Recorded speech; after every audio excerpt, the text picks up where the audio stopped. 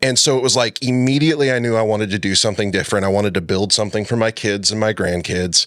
And real estate was the most obvious choice because I loved it so much as like just as a product, not even an asset class. Like I just enjoy, like I'm your worst case scenario. Like I'm the guy that's like touring like open houses just to like see them. Not you know. Wondering what it takes to succeed in business? Welcome to the Hustle Podcast, where we share genuine stories of success and failure to guide you on your journey to achieving your goals. All right, so we are back with another episode of the Hustle Podcast, and I'm actually really excited.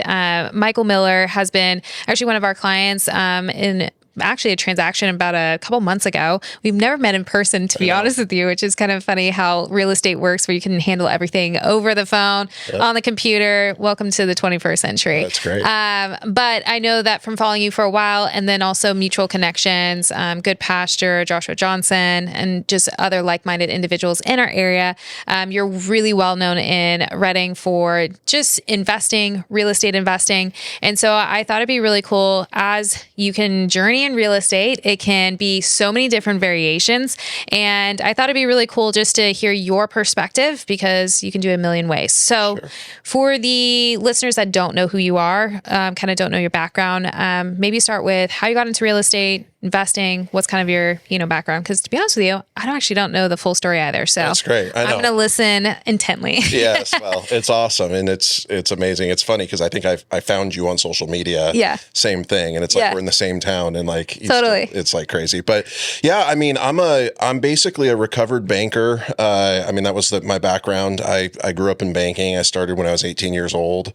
And I've always kind of dabbled in real estate. Like I've had a passion for it. Like, well, my wife's watching The Bachelorette. I'm like doom scrolling Zillow, like that's, so I've always known that there was like a part of real estate that was a passion of mine and that I liked, and I say hobbyist investor, like I didn't have like an active strategy. I've just kind of bought and sold along the way and done a little rehab, done the house hack thing, like, kind of throughout the years. But gosh, in like kind of COVID era, I was just really starting to like consider making a big change. And I remember where I was sitting in my house, I woke up one morning and I literally like a light bulb went off and I was like, I love what I'm doing. And I think a lot of people in the investor space, they're like trying to get out of their job and like that wasn't my story at all. I loved, like the bank was so good to me. Yeah. But like, it was literally like, I've got to build. And it was around the time my daughter was born. And so it was like, naturally, I think my like whole headspace shifted into this like legacy thing.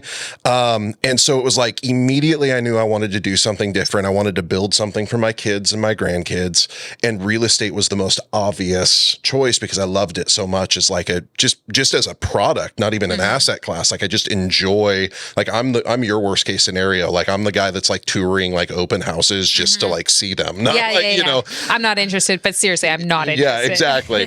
And so anyways, it was like literally like 6 months later, I was out of the bank. I took a small detour, like kind of a stepping stone into a tech company I did some consulting for a little bit while I was kind of building out and figuring out what I wanted to do and how it was going to work, and got into a bunch of masterminds and got around a bunch of really smart people. And, about 6 months later, we, like went all in, and I think we bought 10 million in real estate that first year. Wow. And so like when I say I went all in, like for me, I went all in. Yeah. And was that mainly like single family residence? Mostly single family, small multifamily. I think my biggest unit right now is 10. Okay. So like I don't have any big apartment buildings. I'd love to get into that. I think there's going to be opportunity for that. Yeah. But I really have a strong belief in the sustainability and the future of single and small multifamily, just from an economic standpoint. I really, leaned heavily into that. So with starting with 10 million in real estate, everybody always wants to start like, how do I finance that? So did you already have a primary property? How did you leverage it? And did probably your banking skills give you some creative financing for that? Yeah, I mean, it's a great question. So admittedly, I had a little bit of my own cash. And the worst thing that I did, ironically, in the whole journey is like, as soon as I decided we were going all in on this, I went out and I bought a bunch of land, and I paid cash for it. I used my own money, and like very quickly realized that I had made a major mistake. Like it was my first big mistake. Now I'm going to be fine. Construction costs went through the roof. I can't develop them. Like it was like in that whole era. And so now I'm sitting on a bunch of dirt that doesn't cash cash flow and all of my cash is gone. So like, this is my point of going like, wait a minute, I'm going all in on real estate. I thought I was going to do this. I blew all of my cash on this and now it doesn't pencil. So I knew I had to figure out another way. And yeah, my banking background, I think it helps me understand like how the money functions, how the leverage works. Right. But it didn't help me know how to finance creatively. I didn't know anything about raising capital. I didn't even know what a hard money lender was. Right. And so I kind of dove into some masterminds because I literally was like, I got to get with people who have been doing this. And I got into some masterminds and started networking and started learning. And one of the first things that I learned was a guy named Pace Morby showed up at one of my events and started talking about subject to, and I'm a banker. And so immediately I'm listening to this and I'm like, this is for sure illegal. Yeah. Like that was my first thought. So you're a fraud. Yeah. Like this is, yeah, exactly. You're going to jail for this. And that was like January, like 5th or 6th, I remember. And I got to interact with him a little bit, ask some questions, and I was super intrigued. And for the next 3 weeks, I consumed like every piece of information I could on sub 2 and was like, holy smokes. Like, not only is this legal, but it's a great solution for people. And it requires basically none of my own money if I do it right. Right. And like literally like a week after that, I bought my first sub 2 deal. So like I went from this is illegal to owning a sub 2 deal. So, sir, we'll try it now. Yeah, exactly. And then I bought 20 more like the following 6 months. And so that was a big creative strategy that kicked it off. And then from there, I moved heavily into capital raising.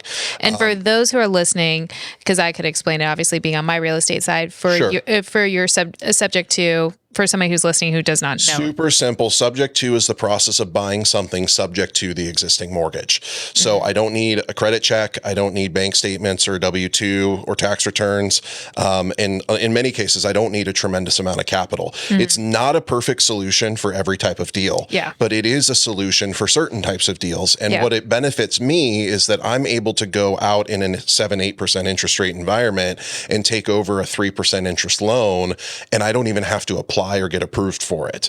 So the big misconception I think for a lot of people is I used to say this, maybe you've said it, is, you know, you go, hey, do you own your home? And it's like, well, the bank owns my home. What they mean is I've got a mortgage. But legally, that's not true. There's actually 2 separate documents on a home. One is the deed, the ownership document. The other is the deed of trust or the mortgage. And so subject to, very simply, is the process of changing the deed, the ownership of the property. You can do that unlimited times, subject to the deed of trust or the existing mortgage. Right. And for a while when the interest rates were really high, I will say they are a little bit better now, sort of ish. I love how that we're all excited suddenly about 6.5. We're very excited about 6.5. But for the subject to, for somebody who's listening, for what and to be frank, being on the real estate side, typically it's that the seller has to sell no matter what. Like we've had tons of subject to offers and deals and strategies and everything like that. And it's either the person needs the funds to get it to, you know, or get their debt to income out. And then it's a divorce sale. It's like, you know, has to be sold. What type of people do you most commonly find that are open to subjects to? Is it more that just stress sales? I mean, certainly that's the low-hanging fruit. Pre-foreclosure, rapid sale, divorce. But I've also seen a lot of other situations where it makes sense, where it's like, the way that I always say it, and we teach a lot of real estate investors, the way that we teach them is that every transaction has three motivations: time, or speed, convenience, and price. Every real estate transaction that's ever happened, retail or investor or anything in the middle, has one of these 3 components. The seller gets to choose one, sometimes 2, but never 3. And what I mean by that is that in a subject to transaction, they're often either stuck on a price that they can't get because the market's not giving it to them, and they're willing to trade their convenience of having that mortgage taken out of their name to achieve the price that they're looking for. And there's a lot of reasons why they might be stuck on their price. Sometimes it's that they're legitimately just like underwater in the house. Right. Like for me as an investor, the thing that a lot of people get like really worried about, because in investor world, we're typically buying like as cheap as possible. Right. I'll buy a subject to deal over current value sometimes, because what I'm getting is terms that make that deal cash flow for me in a way that I couldn't in any other type of sale. And the seller's getting their price. So now it's not a a wrestle of one lever of price. It's truly a win-win scenario. So there's a lot of reasons, and, you could go down the list, but distressed sellers are often the most common that we see. But I've seen people that are relocating and they just don't want the headache of going to market. I've seen people that have fallen in love with their dream home and they're just like, I want to move fast. I can close a sub-2 deal in 3 days, or about as fast as escrow can, handle it. Yeah. So there's a lot of reasons, and, it gets a bad name because there's some bad actors out there that take advantage of people and don't fully educate their sellers on what's entailed and all of that.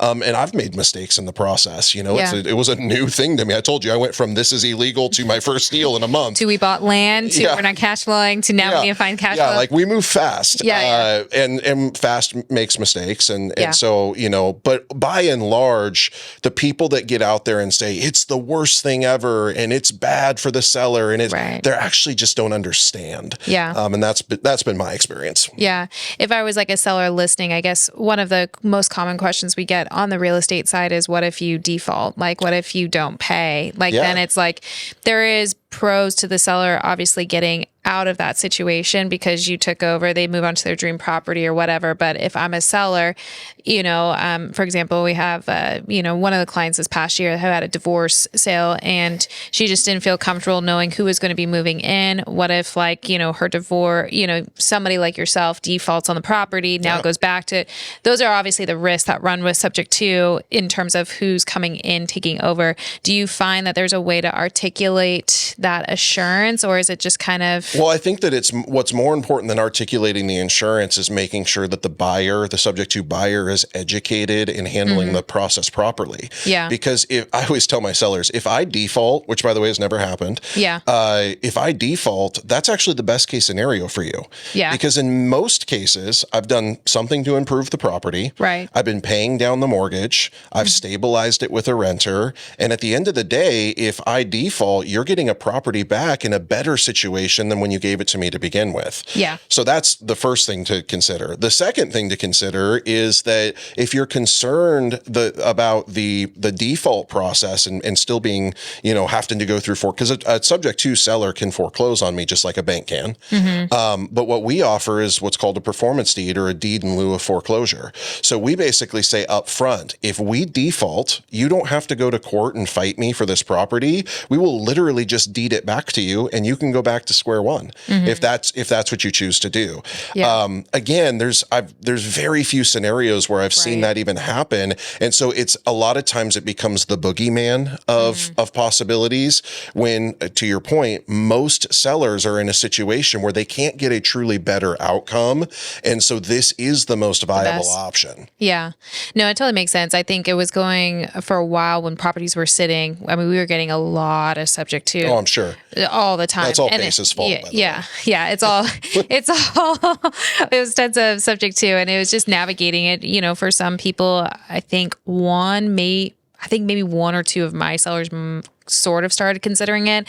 But it really came down, and maybe it's just an ignorance in my zone is just like the debt to income, because then it's just like the seller doesn't have enough funds to move to the next property, or the debt to income is still counts against for them because the mortgage is still, on their name. So that's always something I'm always telling sellers. I'm like, hey, this is a potential option, but you always have to know where that debt to, and a lot of times for the one seller that was really considering it, it was that it was a rental property. It was like they didn't even live here anymore. It was just an investment. Like they were just kind of done managing it as a rental, but still kind of wanted to hold it, but wanted a higher value.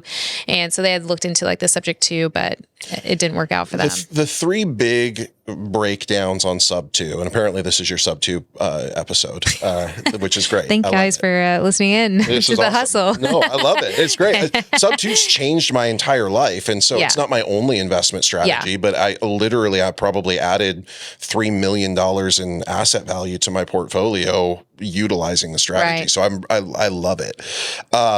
the three big boogeymen are what you just said. What if I default? The second one is debt to income ratio, which, by the way, like basic underwriting, if you talk to any competent loan officer, they will tell you that basic underwriting says that if I can provide evidence that I am not responsible for the payments, then an underwriter will remove that from the debt to income calculation. Right. At worst, they will treat it like a rental and give you 75% of that. So in a subject to transaction, what sellers have to understand is they no longer own the home. And so they're not responsible for it legally in any way, with the exception of the fact that their name is still on that loan, which is a big deal. Like, no doubt there's a big deal. And so we can talk through all the security of that. But the point is that the debt to income ratio becomes a non-issue when you understand how to navigate the underwriting component of it. So we've had that happen with sellers where we literally had to do the sub-2 deal contingent on their ability to get financing for the next place. The debt to income thing has not been a problem for any one of my sellers thus far. Yeah, because you've had a lot of experience. Well, and a lot of experience, but like I said, I've been doing them for a couple of years. So call me in 10 years and I'll see if anybody had bigger problems, right? Like, we'll see. I'm not, Pace goes out there and makes these big, bold statements. And I'm like, I don't know if I'm ready to make that level of commitment. But like those two. And then the third one is a due on sale clause, which is the big, if you Google sub-2, that's the biggest boogeyman. And it's basically every or most conventional mortgages have a clause that says that if the deed transfers and the mortgage isn't paid off or liquidated, that the bank has the right to call the loan or accelerate the loan due on sale. The important language there is that they have the right. They're infinitely rare because, despite popular belief, banks don't want to own homes. They're very happy to have the paper. It's like less than, I don't know if this is verifiable, but I've been told that it's less than 1% of sub-2 transactions. Well, and they get the interest payment for like so many years before they even pay any towards principal. So it's like exactly, it's a win. And in the events that, and by the way, I did have a due on sale clause, so I have had firsthand experience with that. They're much scarier sounding than they are. We resolved it and we kept the loan. And so they're resolvable. And so those are the three like big like seller considerations or concerns. And all of them come down to education. And so like, this is what I mean when I go, though, there's a lot of bad actors out there, because if I tell you you're never going to have a problem buying another home and I took over your VA loan sub-2 and you don't have enough VA credits to go get another VA loan, I've absolutely screwed you out of your ability to go buy again. And so you have to, there is an element of like, you got to know what you know, and having, we joke in our space because realtors are a big win for me, like a huge center of influence, but they're also a lot of times the barrier to entry, because if they don't understand sub-2, they're not advocating for it. They're like, no, we're good. Yeah, we're good. Like, I'll go get it on market. They have no interest in that. Right. And the point is like having good advocacy, I think, no matter how you're going to sell the property, is really important, which is why I'm not I hate real estate agent investor. Because I believe that the seller should have advocacy. And options, and see which one lands the most.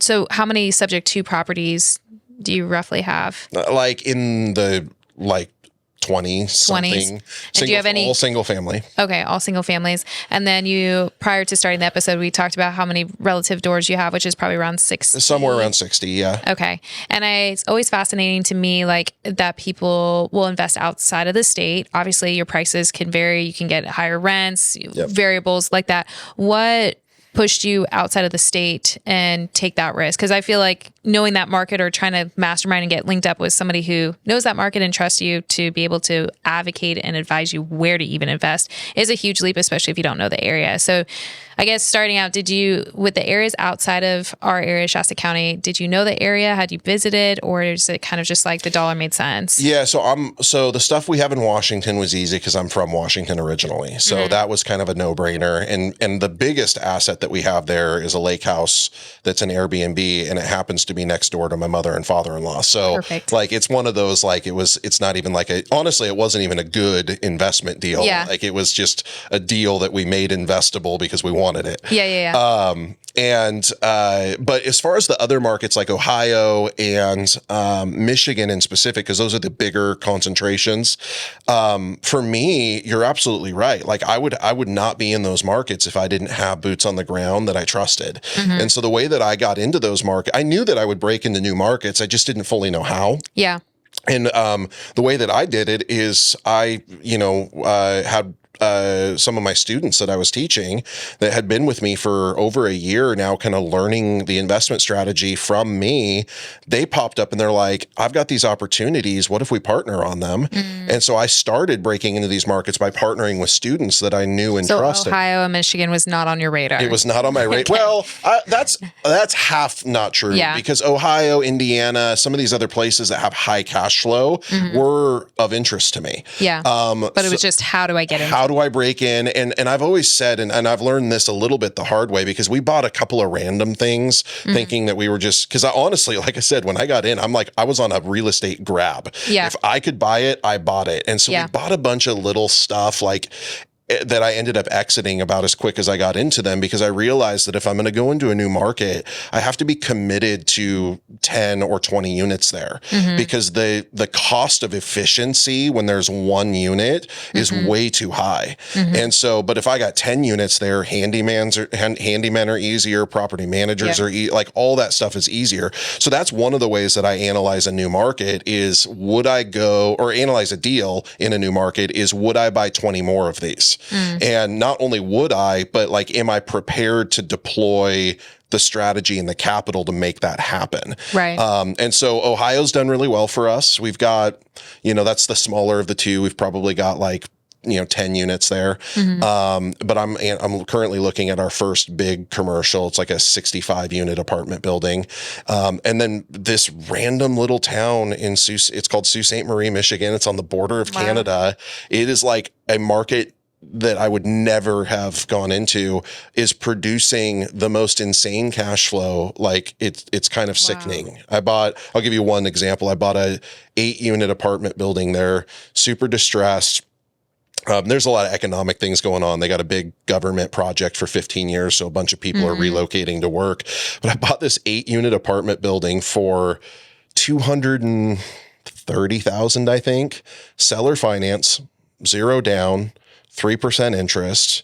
I had to put 50 grand, I think, into it to get it like all up and running, and it's producing $12,000 a month net cash flow. Jeez Louise. Yeah, like so I look at that. Yeah, so I look at that deal and I'm like, now obviously that's like the unicorn. Yeah, that's like the holy grail. Yeah, exactly. So I'm like not pretending like that. That's like every 60 deals you have or doors you have. Right, but the point is it's like, I don't even care if it appreciates. Yeah, like that thing's gonna be paid off in 2 years. Totally. And like I just don't care. So that's kind of for me, the like out of state strategy has been like a little organic, but it's been connected to people that I know, like, and trust, and specifically people that I trained. And I've taken some knocks. We tried to do a couple of flips up there, and I realized very quickly, like, it's not a flipping market. Yeah. It's great for cash flow. It's bad for flips. And so, I lost a little bit on a couple of flips, but that cash flow in that deal makes me feel better about it. Yeah. It sounds like you like to hold more than flip. And If there were some magic way I could not need money ever again, I would never flip or wholesale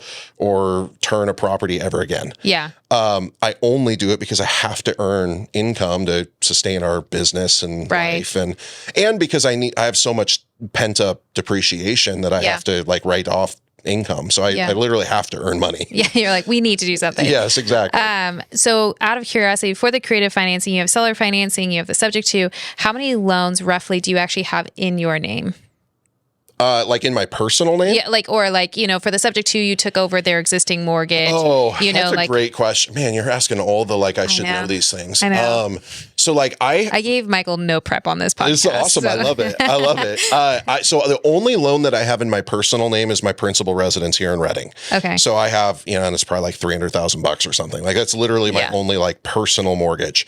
I have in the business name, right, which is not in my name, probably. So we have about our total portfolio is somewhere around 12 million right now. Our total debt on it is somewhere in the ballpark of 7.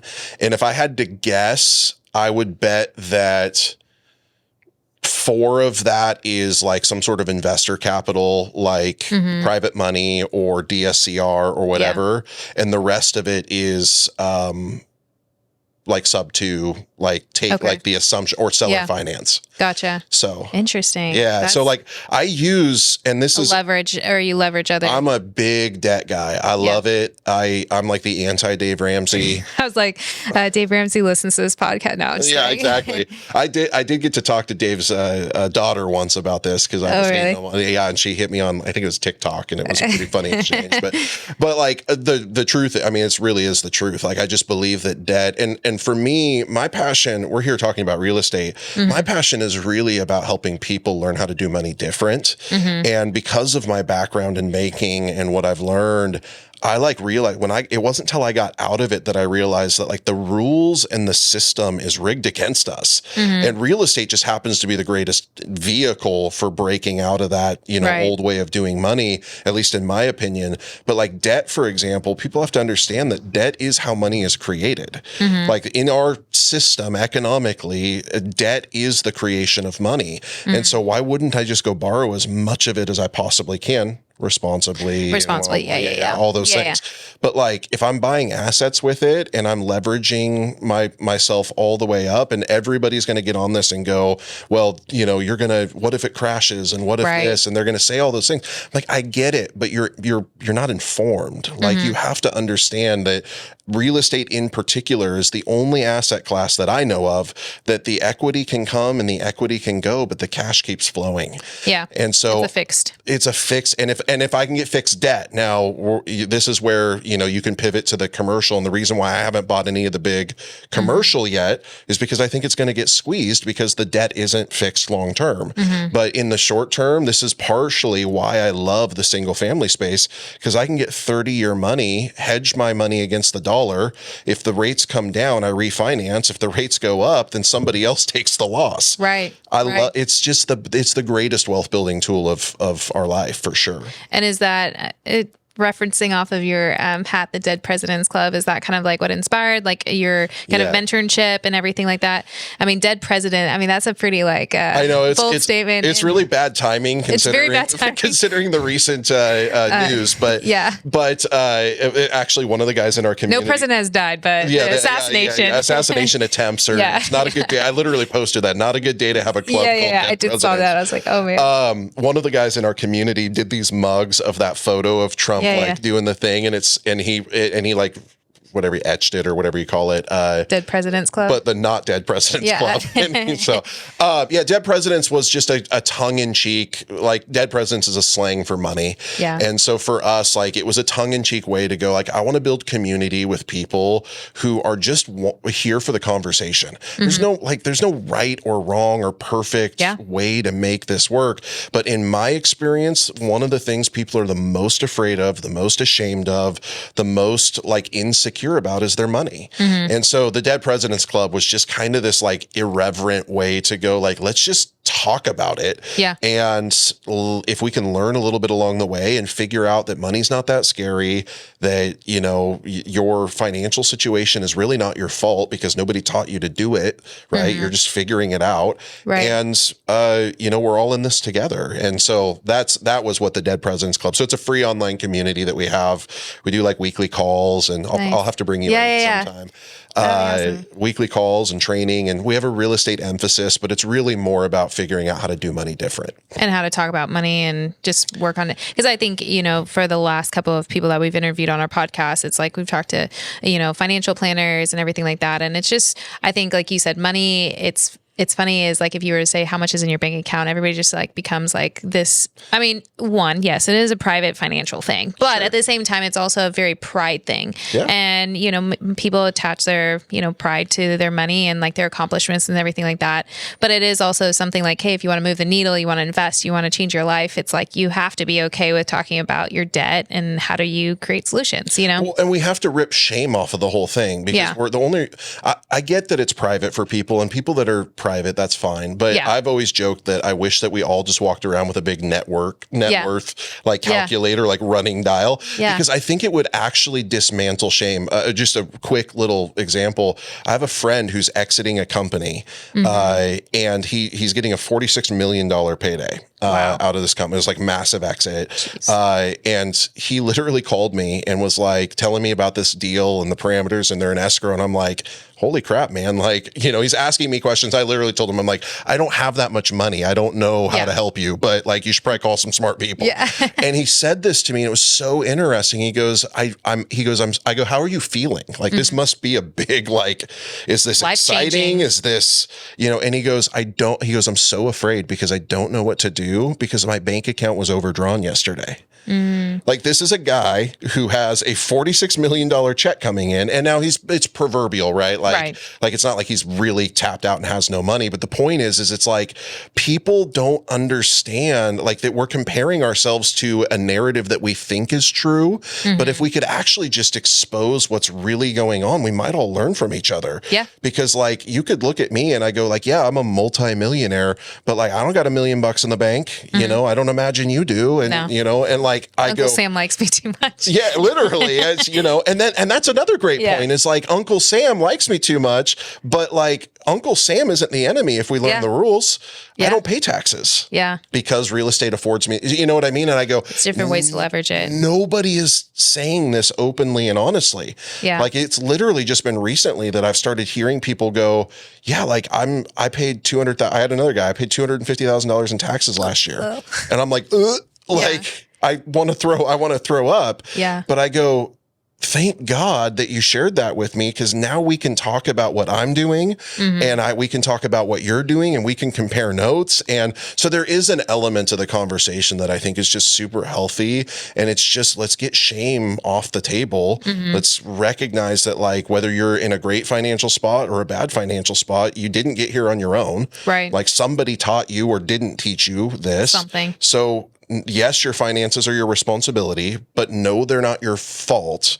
Yeah. You got to make it good, but take the shame off of I screwed up or I didn't know, and just go dig in and learn. And that's what I'm really, real estate is awesome because I love it. But it's like really, the actual tangible asset, but the passion behind it. Is like, guys, it's just not that scary. Yeah. And yes, it's hard, but so is being broke. Like, yes, it's hard, but like, yes, it's hard to work. And like, I got stressed because, by the way, that's the other thing people will say in the comments when they hear how much debt I have. Like, yeah, I lose sleep sometimes. Yeah. Like, I raise capital from grandmas and like that matters to me. Yeah. But yes, it's hard, but like, so is a 9-to-5 for 60 years. Yeah. And so it's like, we choose our hard, and we, and I just want to create more conversations around it, I guess, is the point. No, I think it's great. I think before wrapping up the episode, for somebody listening, how do you see a good deal? Like, it's the sling real estate around deal? Yeah. Like, investors are always like, oh, it's not a good deal. What's a good deal to you? This is especially poignant considering you sent me 3 this week. Yeah. So I'm trying to update my CRM. Yeah, exactly. Perfect. No, I love it. Listen, I love it. I want every deal you've got. And again, like, all the guys that we have mutual friends would just make fun of me when I tell you this because they think it's impossible, but I'm telling you, I do it all day, every day. So for me, if I'm paying cash for a deal, it's very simple math. I pay 70% of the after repair value minus the cost of repairs and acquisition. It's very simple. I don't break outside of that box. And if I do, it's because there's some sort of massive spread that hedges my risk. So like, somebody else sent me a deal. I won't say who, because I'm sure you know who they are. Sent me a deal this week that was, a $70,000 potential profit, but it was on over $1 million investment. And they're like, I'm like, hey, it's not a deal for me. And it was $1 million into the deal. I'm like, it's not a deal for me. He's like, what do you mean? It's 70 grand in profit. And I'm like, yeah, but with $1 million risk associated to it, it doesn't work for me. So on a cash deal, it's just very simple math, 70% minus repair. And that's what I pay. Or better in a perfect world. Yeah, perfect world. But, and then on creative deals, I just look at it on effectively 2 fundamental calculations. One is cash on cash return, right? So for how much cash do I have to put into this deal versus how much am I going to make back in net cash flow, and how good are the terms for how long? I don't want to bog down your timeline, but the best story I can tell of this is a deal I bought up Placer in West Reading. It was a gal who had a situation where her partner had passed away. He had set a number that they had said that they would never sell the property unless they hit this number. Well, they had an appraisal for $75,000 less than that number.